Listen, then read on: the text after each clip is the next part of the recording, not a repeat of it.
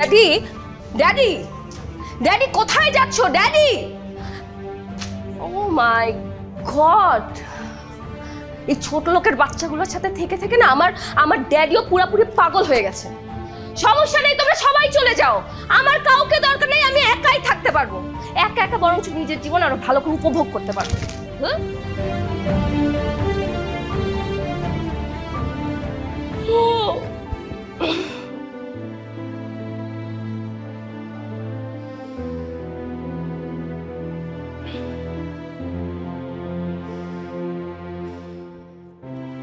Suman,